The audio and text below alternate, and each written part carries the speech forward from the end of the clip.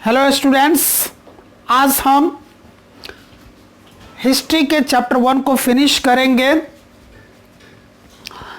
आपको याद है कि हिस्ट्री के चैप्टर 1 को जब हम पढ़ रहे थे पिछले क्लास में, हमने आपको बताया था कि किस तरह से वहाँ पर फ्रांसीसी क्रांति हुई। फ्रांसीसी क्रांति कई दौरों में चली और कई तरह के स्टेजेस से होकर के वो फ्रांसीसी क्रांति गुजरे। फ्रांस की राजनीति में कई तरह के बदलाव आए। जो फ्रांस पहले पूर्णतः राजतंत्र था, लुई खानदान के शासकों का शासन था। अंतिम शासक लुई 16वां था, लुई 16 और लुई 16 के शासन काल में ही 1789 ईस्वी में फ्रांसीसी क्रांति की शुरुआत हुई। उसके बाद फ्रांस बना संवैधानिक राजतंत्र, मोनार्की से कॉन्स्टिट्यूशनल मोनार्की बना और फिर जल्दी ही वापस फिर से राजतंत्र हो गया, यानी कि राजतंत्र से संवैधानिक राजतंत्र, संवैधानिक राजतंत्र से फिर राजतंत्र और फिर उसके बाद वहाँ पर गणतंत्र की स्थापना हुई और फ्रांस गणतांत्रिक देश बना। पहली बार जो गणतांत्रिक देश बना उसमें जो गणतांत्रिक सरकार बनी थी वह एक व्यक्ति केंद्रित थी और इसलिए रॉबेस्पियर ने ऐसे हालात पैदा कर दिए कि एक व्यक्ति केंद्रित सरकार को भी बदलने की जरूरत आ पड़ी। फिर से क्रांति हुई, फिर से रॉबेस्पियर को हटाया गया, उसको गिलोटिन किया गया और एक व्यक्ति केंद्रित लोकतांत्रिक सरकार की जगह अब 5 व्यक्ति केंद्रित लोकतांत्रिक सरकार बनाई गई। वो 5 व्यक्तियों का जो एक समूह बनाया गया, गठबंधन बनाया गया, उसको डायरेक्टरी बोला गया और डायरेक्टरी वहाँ पर शासन करती रही। लेकिन फिर उस समय और दिक्कत आई कि डायरेक्टरी और जो 2 विधान परिषदें थी उनके बीच में लगातार टकराव जारी रहता था और उस टकराव की वजह से फ्रांस में राजनीतिक अस्थिरता दिन प्रतिदिन बढ़ती ही चली गई। फ्रांस की जो राजनीतिक अस्थिरता थी वो बढ़ती चली गई और आर्थिक गिरावट भी बढ़ती चली गई। ऐसे ही हालात का नाजायज फायदा वहाँ का सेना का प्रमुख सेनापति नेपोलियन बोनापार्ट ने उठाया और नेपोलियन बोनापार्ट ने वहाँ पर सैनिक तानाशाही स्थापित की, यानी कि फ्रांस में राजतंत्र, फिर संवैधानिक राजतंत्र, फिर राजतंत्र, फिर एक व्यक्ति केंद्रित लोकतंत्र, फिर डायरेक्टरी केंद्रित लोकतंत्र और फिर उसके बाद सैनिक तानाशाह। ये जो सैनिक तानाशाह बना था नेपोलियन बोनापार्ट, उसने 1804 ईस्वी में अपने आप को फ्रांस का सम्राट घोषित किया और अपने आप को सम्राट घोषित करने के बाद वो अपने ही यूरोपीय पड़ोसी देशों की विजय यात्रा शुरू कर दी, यानी कि अपने ही पड़ोस के यूरोपीय देशों पर आक्रमण करना, उनसे युद्ध करना, उनको हराना और फिर उनको अपने साम्राज्य में अपने साम्राज्य में शामिल करना। इस तरीके से नेपोलियन बोनापार्ट अपने फ्रांसीसी साम्राज्य का विस्तार करने लगा। फिर उसने जो भी राज्य जीते उन सभी राज्यों में राजशाही थी, राजतंत्र था। वहाँ से उसने राजवंशों को हटाया, राजशाही खत्म की और अपना खुद का साम्राज्य स्थापित किया और उस साम्राज्य की बागडोर उसने अपने ही खानदान के लोगों के हाथों में सौंपी। एक राज्य को हराया, उसकी बागडोर अपने खानदान के किसी एक व्यक्ति को दिया, फिर दूसरे राज्य को हराया, उसको अपने साम्राज्य में शामिल किया और उस साम्राज्य की बागडोर अपने ही खानदान के एक दूसरे व्यक्ति के हाथों में सौंपी और इस तरीके से करते करते वो अपने खानदान के सभी लोगों को राजनीति में, शासन पद्धति में ला करके बिठा दिया, सबको शासक बना दिया अपने ही फ्रांस के पड़ोसी यूरोपीय देशों के। उसके बाद फिर नेपोलियन बोनापार्ट ने निजी संपत्ति की सुरक्षा के लिए कानून बनाए। आपको याद होगा, मैंने पढ़ाया था, किताब अगर आपने पढ़ा होगा तो उसमें भी पढ़ा होगा, आपको ध्यान होगा कि निजी संपत्ति पर रोक थी, सार्वजनिक संपत्ति बना दी गई थी, है ना। ऐसे सुधार फ्रांस में किए गए थे फ्रांसीसी क्रांति के दौरान, लेकिन अब एक बार फिर से निजी संपत्ति रखने का अधिकार मिल गया और निजी संपत्ति सुरक्षित रहे, इसके लिए भी नेपोलियन बोनापार्ट की सरकार ने कानून बना दिए। पूरे देश भर में नाप तोल की एक समान प्रणाली उसने चलाई, हर जगह, वो भी दशमलव पद्धति के आधार पर उसने नाप तोल की एक समान प्रणाली पूरे अपने साम्राज्य में चलाई नेपोलियन बोनापार्ट ने। शुरू में ऐसा लगा कि नेपोलियन बोनापार्ट जो है सबका मददगार है, वो फ्रांसीसियों के दुख को दूर करेगा, सबके सुख के लिए, सबके हित के लिए वो काम करेगा। लेकिन जल्द ही लोगों के बात समझ में आ गई कि नेपोलियन बोनापार्ट के वो तो दिखाने वाले दांत थे, खाने वाले दांत कुछ और हैं, और नेपोलियन बोनापार्ट की जो सेना है हमलावर के अलावा कुछ भी नहीं है। यानी कि यह हमारे हित नहीं अहित के लिए काम करने वाली नेपोलियन बोनापार्ट की सरकार है। लेकिन तब तक अब पछताने से क्या होता है, जब चिड़िया चुग गई खेत, अब लोगों के पछताने से कुछ नहीं हो सकता था। नेपोलियन बोनापार्ट अपना पैर हर जगह जमा चुका था, लोग मजबूर थे अब उसके अनुसार अपनी ज़िंदगी जीने के लिए, चाहे ज़िंदगी बदतर ही क्यों नहीं थी। लेकिन समय हमेशा एक समान नहीं रहता है, समय करवट लेता है। फिर से समय ने करवट लिया और वाटरलू के युद्ध में 1815 ईस्वी में नेपोलियन बोनापार्ट की हार हो गई और वहाँ पर नेपोलियन बोनापार्ट के द्वारा जो भी चलाए गए कार्य थे, जो भी उसने कार्य किए, जो जनता के अहित के लिए थे, वो सारे के सारे उसकी मौत के साथ ही समाप्त हो गए। लेकिन जो थोड़े बहुत उसने जनता के हित के लिए काम किए थे, अच्छे काम किए थे, वो परंपरा आगे के समय तक भी जारी रही फ्रांस में।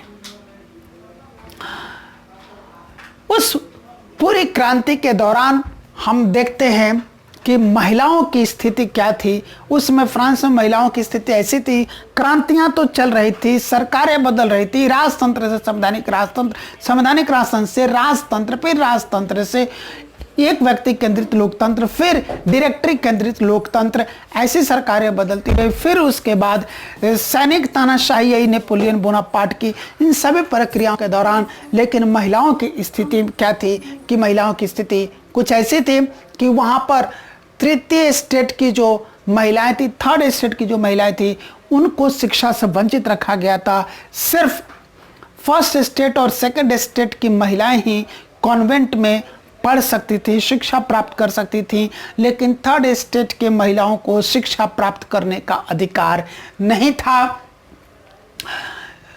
फर्स्ट स्टेट और सेकंड स्टेट के लोगों के घरों में, खेतों में, खलिहानों में, फैक्ट्रियों में काम करने वाली जो महिलाएं थी, वो थर्ड स्टेट की महिलाएं थी और थर्ड स्टेट के पुरुष भी काम करते थे। लेकिन थर्ड स्टेट के पुरुषों को जो वेतन या मजदूरी मिलती थी, उससे काफ़ी कम वेतन या मजदूरी इन महिलाओं को मिलती थी। यानी कि वेतन और मजदूरी में भी उनको समानता का अधिकार नहीं था, शिक्षा में भी उनको समानता का अधिकार नहीं था। और जब नया संविधान बनाया गया था फ्रांस में फ्रांसीसी क्रांति के दौरान, उस संविधान में जो वोट डालने का अधिकार दिया गया था, उस वोट डालने का अधिकार से भी महिलाओं को वंचित रखा गया था। यानी कि उस नए संविधान ने भी दो बार नए संविधान बने, एक बार बने फिर दोबारा बनाए गए, और हर बार के संविधान में महिलाओं को निष्क्रिय नागरिक के रूप में ही रखा गया। उनको किसी तरह का कोई राजनीतिक अधिकार नहीं था, ना तो वो वोट डाल सकते थे, ना वो चुनाव लड़ सकते थे, ना वो किसी राजनीतिक पद पर विराजमान हो सकते थे, और ना राजनीतिक दल बना सकते थे। वो कुछ भी नहीं महिलाएं कर सकती थीं। यानी कि कुल मिलाकर के महिलाएं निष्क्रिय महिलाएं थीं। लेकिन ऐसा नहीं था कि महिलाएं बिल्कुल शांत थीं। जब क्रांति चल रही थी तो उस क्रांति के दौरान महिलाएं भी अपनी स्थिति में सुधार लाने के लिए प्रयासरत थी, प्रयास कर रही थी। और उस क्या क्या प्रयास हुए महिलाओं के लिए, तो महिलाओं के लिए जो क्रांति हुई, उसी फ्रांसीसी क्रांति के साथ साथ उसमें महिलाओं ने अपने लिए राजनीतिक क्लब बनाए, एक क्लब बनाए, 2 बनाए और देखते ही देखते बहुत ही जल्द 60 से अधिक क्लब महिलाओं के पूरे फ्रांस भर में हो गए। महिलाओं ने खुद अपने अखबार निकाले और उन अखबारों के जरिए उन्होंने अपनी बातों को भी फ्रांस के अन्य नागरिकों के सामने, फ्रांस की सरकार के सामने, फ्रांस के क्रांतिकारियों के सामने उन्होंने रखा और उसी दौरान उन्हीं की मदद से उन्होंने अपनी बहुत सारी मांगे भी रखी, जैसे कि पुरुषों के समान राजनीतिक अधिकारों की उन्होंने मांग की, यानी कि महिलाओं ने यह मांग किया कि उनको भी वोट डालने का अधिकार दिया जाए, उनको भी राजनीतिक दल बनाने का अधिकार दिया जाए, उनको भी चुनाव लड़ने का अधिकार दिया जाए, चुनाव जीतने के बाद राजनीतिक पदों पर बैठने के लिए अधिकार दिया जाए, सरकार में शामिल होने के लिए अधिकार दिया जाए। हर चीज में उनको पुरुषों के बराबर का राजनीतिक अधिकार दिया जाए।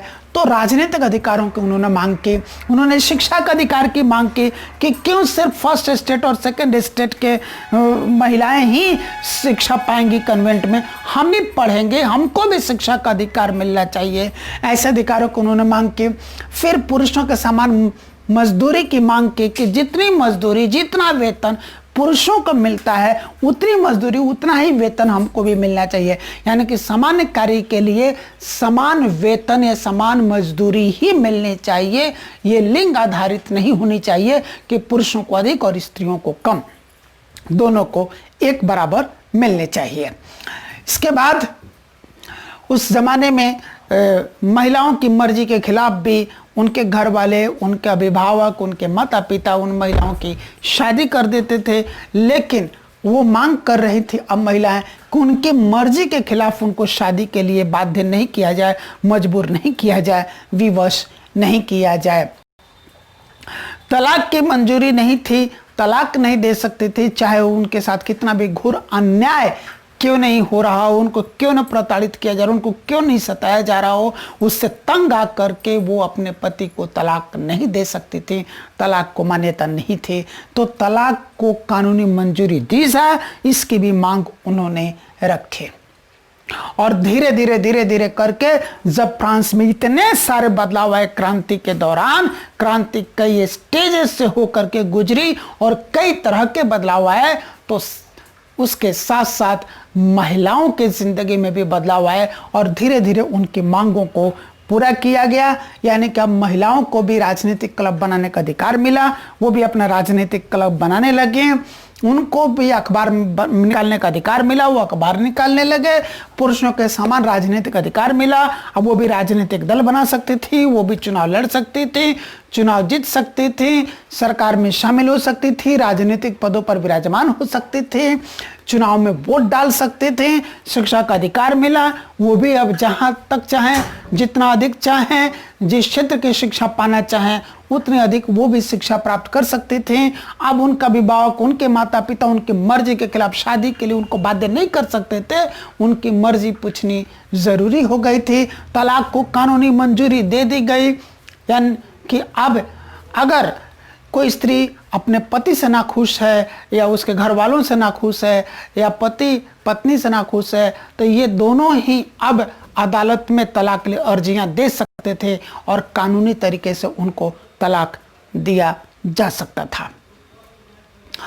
ऐसे धीरे धीरे बढ़ते बढ़ते क्रांति तो बहुत पहले ही खत्म हो गई थी, बदलाव बहुत पहले ही आ गए थे, लेकिन अंतिम जो विजय मिली महिलाओं को वो सन 1946 में मिली, जब उनको भी मताधिकार प्राप्त हुआ, वोट देने का अधिकार प्राप्त हुआ।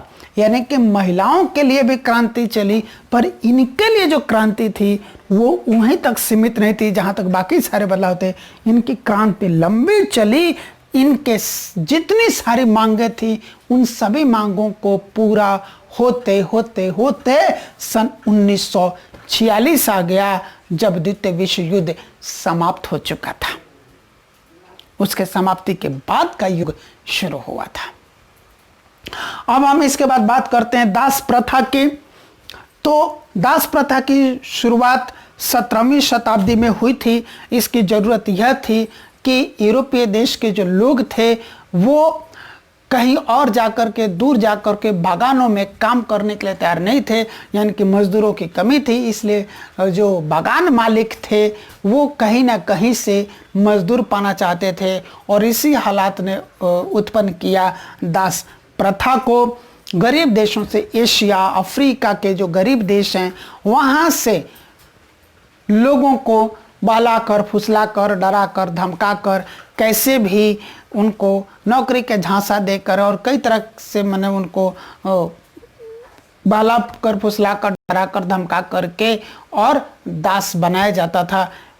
उन देशों के जो बड़े बड़े व्यापारी थे उनको बंदरगाहों पर ले जाकर बेच देते थे। बंदरगाहों पर उनको दागा जाता था, उनके हाथों में हथकड़ियाँ डाली जाती थी, पैरों में बेड़ियाँ डाली जाती, फिर सामान की तरह, निर्जीव चीज की तरह उनको जहाज़ों में ठूस दिया जाता था। और 3-3, 4-4 महीने की लंबी यात्राएं करने के बाद वो यूरोपीय देशों तक पहुंचते थे, जहां पर बंदरगाह पर ही उनके खरीदार व्यापारी रहते थे। वो व्यापारी वहाँ पर उनको खरीद लेते थे, और फिर वो वहाँ के व्यापारी क्या करते थे, उनको बागान मालिकों को बेच देते थे, और बागान मालिक उनको खरीदने के बाद उतना ही उनको सुख सुविधा देते थे खाने के लिए या पहनने के लिए, जितने में वो दास जिंदा रह सकें और फिर उनकी धड़कन चलती रहे, वो जिंदा रहें, काम करने के लिए उनके पास ऊर्जा रहे, बस इतना ही दे कर उनसे वो जी तोड़ काम लेते थे। और जरा से भी ऊंच नीच होती थी तो उनको प्रताड़ित करते थे, उनको सताते थे, और कई बार उनको मारा भी जाता था और उनकी मौत भी हो जाती थी। तो ये थी दास प्रथा। इंसान के द्वारा ही इंसानों का व्यापार, इंसानों का बेचा जाना, इंसानों का खरीदा जाना, और फिर इंसानों के द्वारा ही इंसानों पर ज्यादतियाँ किया जाना, अमानवीय व्यवहार किया जाना, ये दास प्रथा की निशानी थी। ये दास प्रथा ऐसे चल रही थी, लेकिन खुल करके इसकी निंदा 18वीं शताब्दी में होने लगा। 18वीं शताब्दी में कुछ विद्वान है, कुछ शुभ चिंतक है, जिन लोगों ने दास प्रथा की निंदा करनी शुरू की और दास प्रथा के उन्मूलन की बात करने लगे, उसको खत्म करने की बात करने लगे। और इस तरह से आगे बढ़ते बढ़ते 1794 में पहली बार दास प्रथा के खिलाफ फ्रांस में एक कानून पारित हुआ, और ऐसा लगा कि 1794 में दास प्रथा के खिलाफ ये जो कानून बना, इस कानून की मदद से दास प्रथा हमेशा हमेशा के लिए खत्म हो जाएगी। लेकिन ऐसा नहीं हुआ। दास प्रथा खत्म करने की प्रक्रिया कुछ दिन चलती रही, लेकिन 10 साल बाद 1804 में जब नेपोलियन बोनापार्ट ने खुद को फ्रांस का सम्राट घोषित किया, तो उसने फिर से दास प्रथा को शुरू कर दिया। और 1815 में नेपोलियन बोनापार्ट की मृत्यु के बाद एक बार फिर से दास प्रथा को खत्म करने की प्रक्रिया शुरू हुई, लेकिन वो प्रक्रिया लंबी चलती रही और जाकर 1848 ईस्वी में दास प्रथा पर पूर्णतः बंदी लगी।